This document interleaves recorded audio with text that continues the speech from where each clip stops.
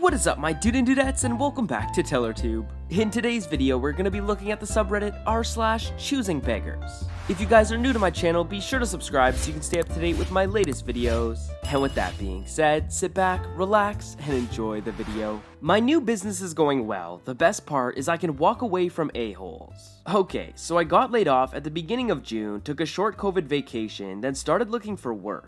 My options were slim, so I started taking side jobs to pay bills, and now in August, I have a fairly good handyman business with a 60-day waiting list. Honestly, getting laid off is the best thing that has happened to me in years. So, last week, I get a call from a potential client. He first interrogates me for a few minutes about my skill set, references, and rates. I am immediately put off by him, then he goes full a-hole when he does not like my answers. Joe. Are you Smith? Not my real name. Yes, who do I have the pleasure of speaking to? I am Joe, the guy you might get to work for. Is that so? Are you bonded? What are your limits? Yes, I am insured, and should we decide to enter an agreement, I can provide you with a copy of the cert. I will need a copy now. I can send you one, but what is the scope of work you are looking for? Are you a licensed electrician? Yup, my TECL number is blank. I'm required by law to divulge this info on request. What are your rates? I don't work T&M, I bid job turnkey. Oh, you didn't grasp the concept. What dollar value do you assign to each hour you bid? I had already decided that there was no way in hell I was going to work for this guy at the insurance demand. I typically use $75 an hour for bid work. What? I don't make that much, and I guarantee I'm way more educated than you. Is that so? Well, that is my rate. It's for the 12 years of training it took me to get my master's license, my insurance, tools, truck, overhead, taxes, and the time I spend on calls like this. Considering bigger companies with bigger overhead charge $125, I'm a bargain at my price. I'm only willing to pay $45. Then have a nice day. Wait, I can do $65? Well, since you are so educated, then you can also do it yourself. This little haggle goes on for about 5 minutes, and he very begrudgingly said we can review the rate after I price the scope. Joe then starts going over the scope in detail, and one of the things he wants done is to bury the service. It is overhead to his house, and he wants it underground. As he is describing the distance and obstacles, I tell him I need to see it. Joe, droning on and on about what I should include in my bid. Let me stop you for a second. What is your address? Why do you need that? I'm telling you everything you need to know to bid the work. I need to see the area on Google Earth so I can see where the overhead service is, what kind of obstacles there may be, and get an idea if there's rock, etc. Besides, I will need to walk the job before I give you a price. Regardless of what you say the job is, I still need to see it. I just want you to bid what I tell you to bid. I'm not very educated and need a visual. At this impasse, he finally gives me his address, and when I Google it, his house is in an area where the cheapest house is probably in the $2 million range, and it goes up from there. I would ballpark his house is in the $3 to $4 million range. It is also in an area that is known to have lots of rocks. That little underground job just got 4 times more expensive, and given his location, so did everything else. Yeah, I charge rich people more money. I also give breaks to single mothers who barely get by. It's how I am. After about 20 minutes of him going on and on about the scope, how I'm supposed to protect his trees, his grass, and I can only park in a certain area and can only have 2 trucks on site, blah blah blah, then he says this. Your work days will be Monday to Friday and will start at 7 a.m., lunch at 12 to 12:30, and you start your cleanup from 2:30 to 3. I will not tolerate long lunches.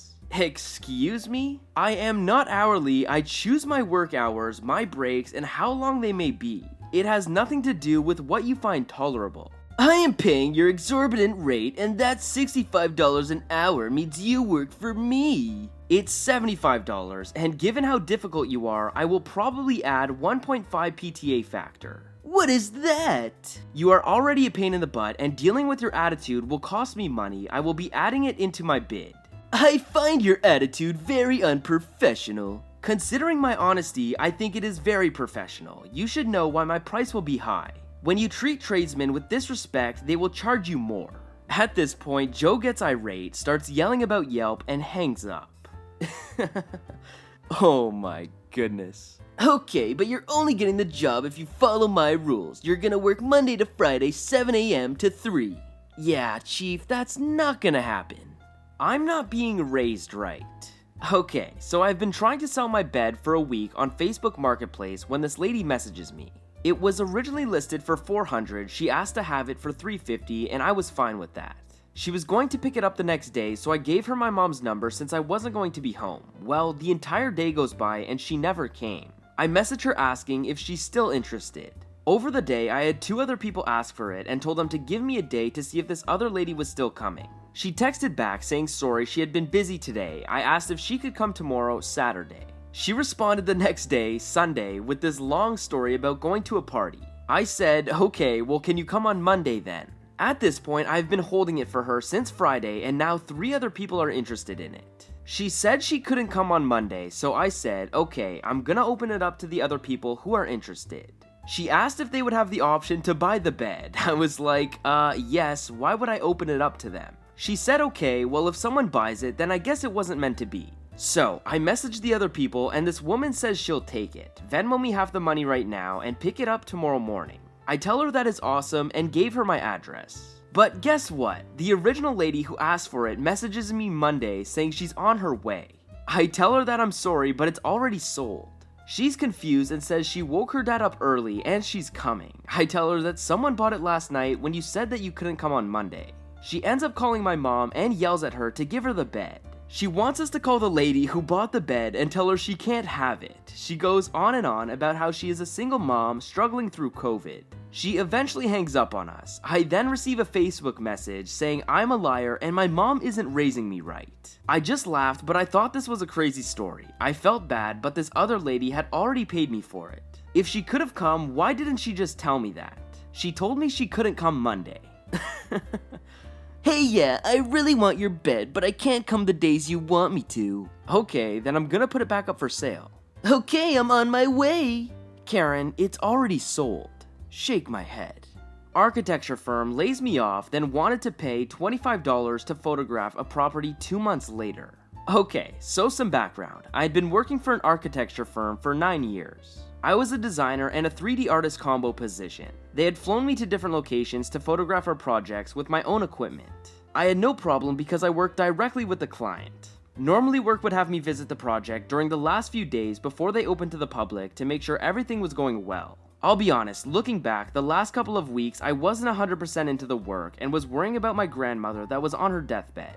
I was spending much of my after work time driving to her facility and driving home and crying after work 3 times a week and weekends for 2 weeks. Then she passed away and asked for 3 days off allowed by the state to grieve and 1 extra vacation day to help my family set up and go to her funeral. The architecture firm decided the day I came back, a Monday, the office manager brought me into their office and told me that the last few weeks I haven't been putting in the work, and I told them I was dealing with my personal stuff of my grandmother. They decided to lay me off still. The choosing beggars part. I'm now collecting unemployment and looking for a new job within the industry. I get a phone call from the same manager. I thought they were calling me to come back or something. He had the nerve to ask me to photograph a project locally that I had designed and they would pay me $25 total for all the photographs. I just hung up the phone on him. What a joke. Afterward, I did call the client directly and got the photos for my own portfolio. Got a managing job at another firm and brought some of the clients into that firm after they heard my story. Clients sometimes don't like paying jerks to work on their projects. Oh my goodness. You're fired. Actually, oh wait, can you do one more job for us? We'll pay you $25. Yeah, that's not gonna happen. Loaning baby furniture is not good enough. Okay, so my cousin is 17 and found out she's pregnant. She's struggling to afford anything and her mother doesn't want to cough up for the baby as it's not her baby. That's up to her. My cousin was nervous she couldn't get everything she needed in time. I have 3 kids, the youngest turning 1 in a fortnight. As a result, I have a lot of baby stuff. My husband and I don't know whether we will have more kids, so I didn't want to give any big items to my cousin. I offered to lend her a next to me electrical swing and Moses basket. Altogether, they cost us 400 pounds brand new. My cousin agreed to give us them back when our baby grows out of them so we can use them for our next baby or sell them. I've just had my aunt on the phone saying I'm being selfish for not gifting this stuff to my cousin. Apparently, my cousin shouldn't give it back. I've bought my cousin a survival pack, a box filled with nappies, wipes, bath items, all the things you need but don't get gifted. I've said to my aunt if she doesn't calm down, I will take it all back and she can get my cousin all the stuff. Yikes. Hey Auntie, you should be grateful she's gifting anything. But no, what the heck? Why aren't you gifting it to her? She shouldn't have to give it back. Who do you think you are? Shake my head. Anyways, I hope you guys enjoyed today's video. If you did, smash that like button as it would really help me out. Subscribe to my channel so you can stay up to date with my latest videos, and I will see you guys in the next video. Peace.